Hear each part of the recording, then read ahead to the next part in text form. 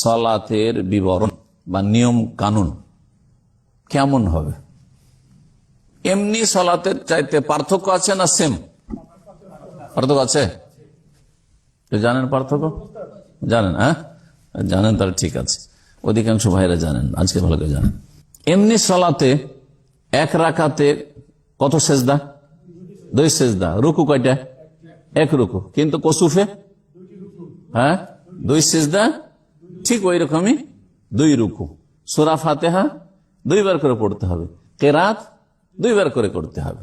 জি, দিয়ে দিলাম প্রাথমিক। এখন আসেন, জি হ্যাঁ, বলছেন যে সালাতুল কুসুফ হচ্ছে এরকম, হে আইয়ুসাল্লি রাকাতাইন, 2 রাকাত সালাত। কুসুফের নামাজ তাহলে কত? সূর্য চন্দ্রগ্রহণের নামাজ হচ্ছে 2 রাকাত। আচ্ছা, এতে তেলাওয়াত উচ্চস্বরে হবে না আস্তে? রাত্রে চন্দ্রগ্রহণ তখন তো উচ্চস্বরে হবে, রাত্রে নামাজ উচ্চস্বরে, কিন্তু দিনে যদি হয়, দিনে হইলে উচ্চস্বরে। যেমন ঈদের সালাত উচ্চস্বরে, জুমার সালাত দিনে তো উচ্চস্বরে, ঠিক তেমনি সূর্য চন্দ্রগ্রহণের নামাজ হচ্ছে কি? উচ্চস্বরে তেলাওয়াত। উচ্চস্বরে তেলাওয়াত কোন কোন সালাতগুলিতে রয়েছে, এটা একটা, আর কেন রয়েছে, এটা হিকমতটা বুঝে নেন। যেই সালাতগুলিতে, যেই নামাজগুলিতে উচ্চস্বরে কেরাত রয়েছে, তাতে মুসল্লিদের সংখ্যা বেশি থাকে।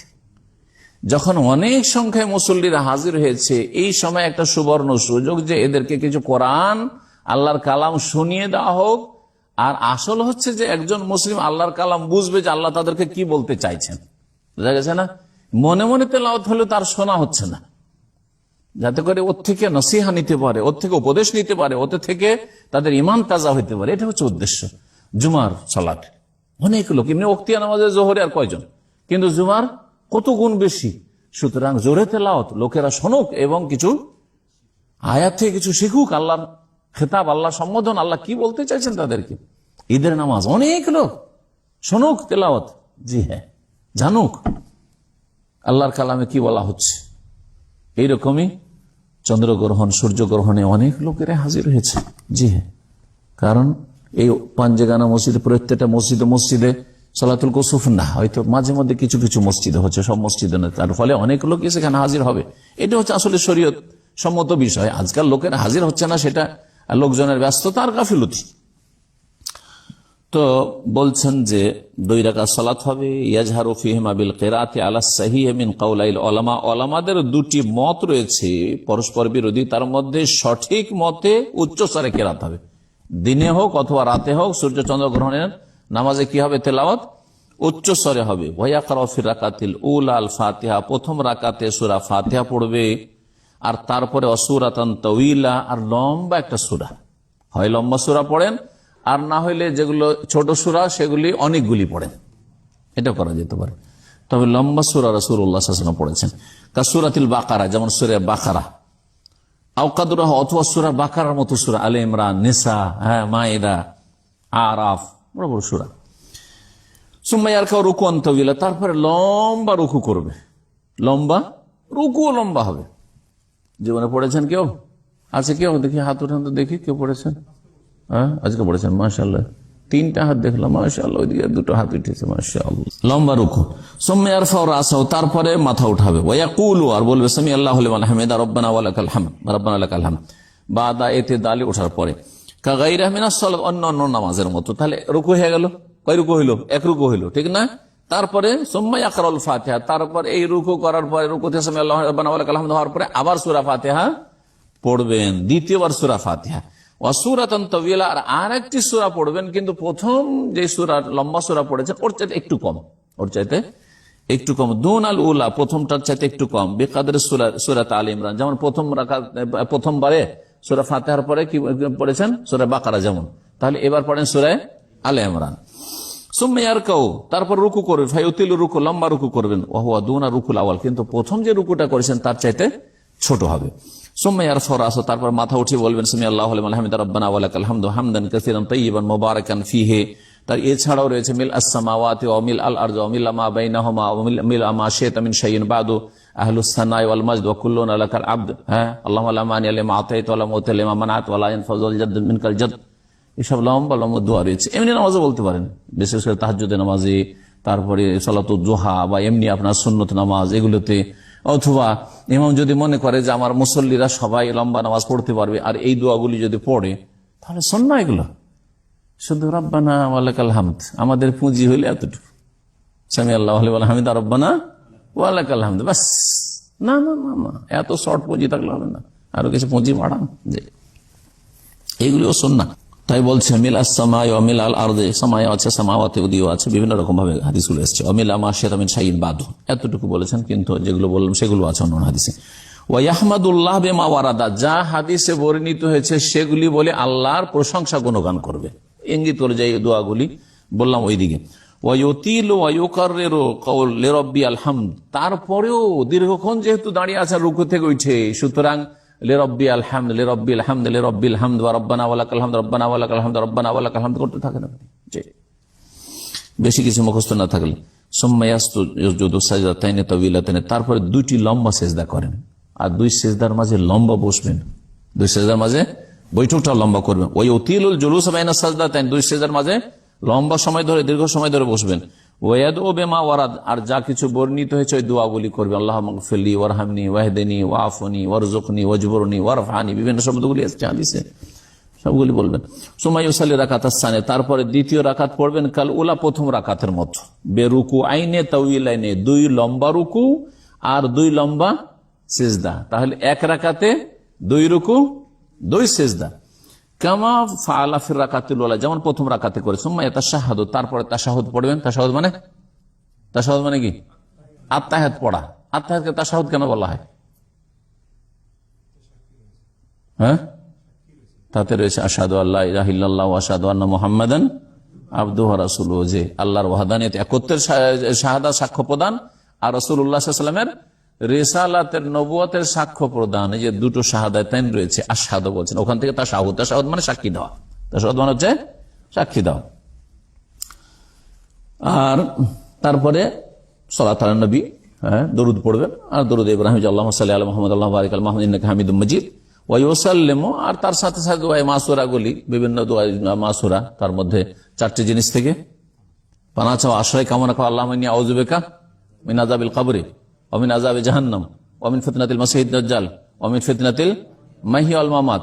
আর কিছু রিওয়ায়াতে রয়েছে, বুখারীতে রয়েছে, ওয়া মিনাল মাসামি ওয়াল মাগরাম, জি 5 নম্বরে ওয়া মিনাল মাসামি ওয়াল মাগরাম। এই দোয়াটি মুখস্থ করে নেবেন, কারণ বাংলাদেশের মানুষ, ভারতের মানুষরা যারা মযহাবের উপর থেকেছেন, তাদেরকে এই সহি দোয়াটি মুখস্থই করানো হয় না, যার ফলে এরা বুঝেই না যে দুআয়ে মাসুরা মানে কি। দুআয়ে মাসুরা মানে একটি দোয়া অনলি, কি? আল্লাহুম্মা ইন্নী যালামতু নাফসি যুলমান কাসীরা ওয়া লা ইয়াগফিরু যুনুবা ইল্লা আনত, বাস এটাই হলো পুঁজি, এটা হলো পুঁজি। অথচ দুআয়ে মাসুরা মানে হাদিসে বর্ণিত দোয়া। মাসুরা মানে কি? আসার মানে হাদিস, মানে হাদিস মানে হাদিস, খবর মানে হাদিস, আর আসার মানে হাদিস। আসারে এসেছে, আসার এসে মানে হাদিসে এসেছে। তো আসার থেকে মাসুর মানে বর্ণিত, যা বর্ণিত। কার থেকে বর্ণিত? নবী করিম সাল্লাল্লাহু আলাইহি ওয়াসাল্লাম থেকে বর্ণিত। নবী সাল্লাল্লাহু আলাইহি ওয়াসাল্লাম থেকে বর্ণিত শুধু আল্লাহুম্মা ইন্নী যালামতু নাফসি না, নবী সাল্লাল্লাহু আলাইহি ওয়াসাল্লাম বর্ণিত যে এখানে পড়তেন আল্লাহুম্মা ইন্নী আউযু বিকা মিন আযাবিল কবরি ওয়া আউযু বিকা মিন আযাবি জাহান্নাম, ইত্যাদি ইত্যাদি, ঠিক না? নবী সাল্লাল্লাহু আলাইহি ওয়াসাল্লাম বর্ণিত এখানে পড়ে রব্বানা আতিনা ফিদ দুনিয়া হাসানা ওয়া ফিল আখিরাতি হাসানা ওয়া কিনা আযাবান নার।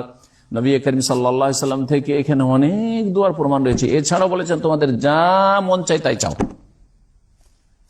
ইচ্ছা মতো চাইতে পারেন। তো যাই হোক, দোয়াগুলো মুখস্থ করার চেষ্টা করবেন, এবং এখানে শুধু একটা দোয়া পড়ে সেরে দিবেন না। যখন একা নামাজ পড়ছেন তখন লম্বা দোয়া পড়বেন, অনেকগুলি দোয়া করবেন। দোয়া নামাজের ভিতরে বেশি কবুল হয় নামাজের বাইরের তুলনায়, এই কথাটি আমাদের দেশে আলেম সমাজ শিখায় না। কথা বোঝা গেছে কিনা? আপনার এখানে যেভাবে ফ্রি, একটা উদাহরণ, যেভাবে ফ্রি হয়ে এখানে মাসলা মাসাইল জানতে পারবেন, আপনি রাস্তাঘাটে পাবেন? হ্যাঁ, বা ওইভাবে আপনাকে সময় দেওয়া সম্ভব হবে? কখনো সময় দেওয়া সম্ভব হবে না। সেখানে ওইটা চলবে না, কিন্তু এইখানে দিল খুলে জিজ্ঞেস করবেন, তাই না? তারপরে কোন একজন বড় ব্যক্তির কাছে গেছেন আপনি রাষ্ট্রপতির সঙ্গে দেখা করতে, রাষ্ট্রপতি ভবনে, আর যাওয়ার পরে আপনার আর্জি নিয়ে গেছেন, আপনার ছেলের চাকরি বাকরি বা কোন একটা কেসে আপনার জুলুম অত্যাচার ইত্যাদি, আপনার যাতে জুলুমের অবসান ঘটে গেছেন। তো যাওয়ার পরে যখন আপনাকে পার্সোনাল অ্যাপয়েন্টমেন্ট দেওয়া হয়েছে কথা বলার জন্য, তখন আপনার আর্জি দরখাস্ত পেশ করবেন, না ওখান থেকে উঠে বাইরে গিয়ে অ্যাপয়েন্টমেন্ট দেওয়া হয়েছে সাক্ষাতের জন্য পার্সোনাল, তখন না কথা বলবেন। তখন না কথা বলে যদি বলেন না এখন কথা বলবো, থাক এখন একটু তিনি কি বলছেন তা শুনলাম, আর চলে যায় গেটের বাইরে, যাওয়ার পরে বাইরে থেকে বলবো হ্যাঁ তাই না, মাননীয় রাষ্ট্রপতি সাহেব আমার ছেলেটা বেকার আছে, একটু চাকরির ব্যবস্থা দিন। বাইরে গিয়ে বলছে, গেটের বাইরে গিয়ে কাজ হবে? তো যারা নামাজের বাইরে মোনাজাত করে কিন্তু নামাজের ভিতরে মোনাজাত তৌফিক হয় না, তাদের উদাহরণটা ঠিক হইল। বুঝতে পারছেন আমার কথা? কারণ নবী করিম সাল্লাল্লাহু আলাইহি ওয়াসাল্লাম হাদিস রয়েছে, ইন্নাল মুসাল্লি ইযা সাল্লা, মুসল্লি যখন সলাতে থাকে, নামাজ পড়ে, ইউনাজি রব্বহু, তখন রবের সাথে চুপি সারে কথা বলে, পার্সোনাল অ্যাপয়েন্টমেন্টে থাকে। এখন পার্সোনাল আপনার সাথে আল্লাহর কথা চলছে নামাজের ভিতরে, কিন্তু সালাম ফিরা হলে চুপি সারে কথা বলা শেষ, এখন গেট আউট। সালাম ফেরার পরে কি গেট আউট, বাইরে যান, এখন সামাজ শেষ হয়ে গেছে। ও তাহির আপনার জন্য এখন টেলিফোন রিসিভ করা হালাল হয়ে গেছে, এখান থেকে চলে যাওয়া হালাল করা হয়েছে, কথা বলা হালাল হয়ে গেছে। সুতরাং আল্লাহর সাথে আর পার্সোনাল সাক্ষাৎ নেই এখন। কিন্তু এইসব বিষয়গুলি তো বিদাতি আলেম সমাজও বুঝে না, আর জনগণকে বুঝতেও দেয় না, যার ফলে বেদাতি মোনাজাত নিয়ে পড়ে আছে। আর আসল সময়টাই আল্লাহর কাছে কিছু চাইল না। অভ্যাস চেঞ্জ করেন, অভ্যাস চেঞ্জ করেন। সেজদায় বেশি বেশি চান, তারপর আত্মাহিয়াত দুরুদের পরে বেশি বেশি চান, সালামের আগে বেশি বেশি চান আল্লাহর কাছে। জি, আল্লাহর কাছে চাওয়ার জন্য জরুরি না যে সবসময় হাত উঠাতে হবে। কখন হাত উঠিয়েও যেমন দোয়া করা যায়, আর বিনা হাত উঠিয়ে আমরা অনেক দোয়াই করি। বিনা হাত উঠিয়ে অনেক দোয়াই করি। স্বামী স্ত্রী মিলনের আগের দোয়া হাত উঠিয়ে দোয়া করেন নাকি? বাথরুমে যাওয়ার দোয়া, আল্লাহুম্মা ইন্নী আউযু বিকা মিনাল খুবুসি ওয়াল খাবাইথ, হাত উঠিয়ে করেন নাকি? হ্যাঁ, উজুর পরে দোয়া হাত উঠিয়ে করেন নাকি? ইত্যাদি ইত্যাদি বহু দোয়া, সংখ্যা, গাড়িতে চড়া দোয়া হাত উঠিয়ে করেন নাকি? হ্যাঁ, তাহলে অসংখ্য দোয়া রয়েছে। তো দোয়ার জন্য হাত উঠানো কোথাও শর্ত নাই, তবে মাঝে মধ্যে হাত উঠিয়ে দোয়া করবেন, আর মাঝে মধ্যে বিনা হাত উঠা। যেই জায়গাগুলিতে নবী সাল্লাল্লাহু আলাইহি ওয়াসাল্লাম, এর ফর্মুলাটা জেনে নিতে হবে, যেই জায়গাগুলিতে নবী সাল্লাল্লাহু আলাইহি ওয়াসাল্লাম দোয়া করেছেন আর হাত উঠাননি, আপনি হাত উঠাতে পারবেন না। নবী সাল্লাল্লাহু আলাইহি ওয়াসাল্লাম সালাম ফেরার পরে দোয়া জিকির আজকার করেছেন, মেলাগুলো দোয়া আছে, কিন্তু হাত উঠিয়ে করেন, সুতরাং আপনি হাত উঠাতে পারবেন না। এই জন্য ফরজ নামাজের পরে সম্মিলিত মোনাজাত বিদআত, সুন্নত নাই। কারণ এই জায়গাগুলিতে দোয়াগুলি পড়েছেন রাসূলুল্লাহ সাল্লাল্লাহু আলাইহি ওয়াসাল্লাম, কিন্তু হাত উঠিয়ে নাই, আর মুক্তাদিরা সাহাবীরা আমিন আমিন বলেন নাই।